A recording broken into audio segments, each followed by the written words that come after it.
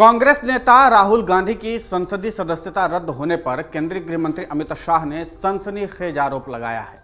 जो आरोप गृह मंत्री अमित शाह ने लगाया वो बेहद गंभीर आरोप है। आपको बता दें कि भारतीय जनता पार्टी और कांग्रेस के बीच जंग पहले से ही लगातार जारी है। प्रधानमंत्री नरेंद्र मोदी की ओर से इस तरह के दावे किए जाने के बाद कि जब वो गुजरात के मुख्यमंत्री थे तो उन्हें फंसाने के लिए तत्कालीन सरकार की ओर से हर संभव कोशिश की गई थी। अब इस बात को आगे बढ़ाते हुए केंद्रीय गृह मंत्री अमित शाह ने भी दावा किया कि यूपीए सरकार के दौर में केंद्रीय अन्वेषण ब्यूरो यानी कि सीबीआई के जरिए उन पर नरेंद्र मोदी को एक फर्जी मुठभेड़ में फंसाने को लेकर के खासा दबाव बनाया गया था। गृह मंत्री अमित शाह ने कल बुधवार को एक निजी चैनल के कार्यक्रम में कांग्रेस की अगुवाई वाली पिछली यूपीए सरकार पर हमला करते हुए कहा कि संयुक्त प्रगतिशील गठबंधन यानी कि यूपीए सरकार के शासनकाल के दौरान सीबीआई ने गुजरात में एक फर्जी मुठभेड़ मामले में प्रधानमंत्री नरेंद्र मोदी को फंसाने के लिए उन पर बहुत दबाव डाला था। उन्होंने कहा कि मुझे एक फेक एनकाउंटर केस का आरोपी बनाया गया था। वे मुझसे मोदी का नाम लेने का दबाव डालते थे और कहते थे कि ऐसा करने पर वो दोषमुक्त हो जाएंगे। जांच एजेंसियों की ओर से पूछे गए 90% से ज्यादा सवाल मोदी का नाम लेने के लिए पूछे जाते थे, लेकिन मैंने ऐसा करने से मना कर दिया और फिर मुझे जेल भेज दिया गया। विपक्ष की ओर से केंद्रीय जांच एजेंसियों का इस्तेमाल उनके खिलाफ किए जाने के आरोप से जुड़े एक सवाल के जवाब में अमित शाह ने कहा कि यूपीए कार्यकाल में भी इसका इस्तेमाल किया गया था। गृह मंत्री अमित शाह ने कहा कि केंद्रीय अन्वेषण ब्यूरो यानी कि सीबीआई कांग्रेस सरकार के कार्यकाल में फर्जी एनकाउंटर मामले में तत्कालीन मुख्यमंत्री नरेंद्र मोदी को फंसाने के लिए मुझ पर बहुत ज्यादा दबाव बना रही थी। विपक्ष पर फिर से निशाना साधते हुए अमित शाह ने कहा कि इस तरह की घटनाओं के बावजूद भारतीय जनता पार्टी की ओर से कभी भी किसी तरह का कोई भी हंगामा नहीं किया गया। बीजेपी ने कभी भी इस तरह का मुद्दा नहीं बनाया। हमने कभी भी प्रदर्शन के लिए काला कुर्ता, धोती और पगड़ी नहीं पहनी। उन्होंने कहा कि तब सोनिया गांधी कांग्रेस की अगुवाई कर रही थी, मनमोहन सिंह देश के प्रधानमंत्री हुआ करते थे। उनके दौर में कई निर्दोष पुलिस अधिकारियों तक को फंसाया गया था।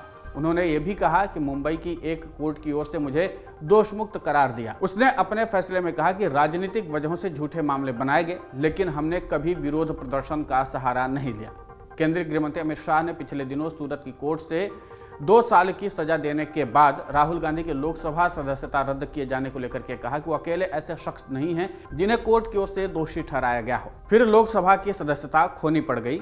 कांग्रेस नेता राहुल गांधी को कोर्ट के फैसले के खिलाफ ऊपरी कोर्ट में जाने की नसीहत देते हुए अमित शाह ने कहा कि हाई कोर्ट में जाने के बजाय राहुल गांधी और उनकी पार्टी लगातार हो हल्ला करने की कोशिश कर रही है और इन सब के लिए प्रधानमंत्री नरेंद्र मोदी पर दोष ठहराने की कोशिश लगातार की जा रही है।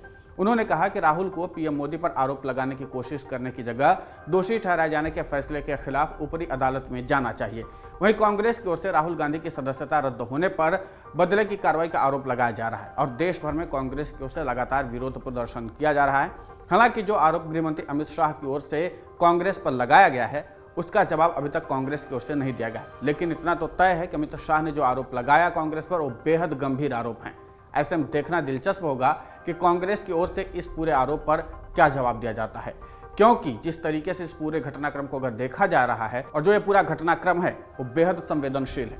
सीबीआई को लेकर के या केंद्रीय जांच एजेंसियों को लेकर के दुरुपयोग का मामला कोई पहला नहीं है। इसके पहले भी जब यूपीए की सरकार हो या एनडीए की सरकार हो, हर सरकार में विपक्षियों के द्वारा ये आरोप लगाए जाते रहे हैं। इन सब के बीच में गृह मंत्री अमित शाह का ये स्पष्टीकरण कितना प्रभाव छोड़ेगा विपक्षी दलों को और साथ ही आम जनता के बीच में कितना प्रभाव दिखेगा, ये भी अपने आप में महत्वपूर्ण सवाल है। इस पूरे घटनाक्रम पर आपकी प्रतिक्रिया बहुत महत्वपूर्ण होती है। आप हमें कमेंट करके जरूर बताएं कि आप इस बारे में क्या सोचते हैं। अमर उजाला अब आपके टीवी पर भी।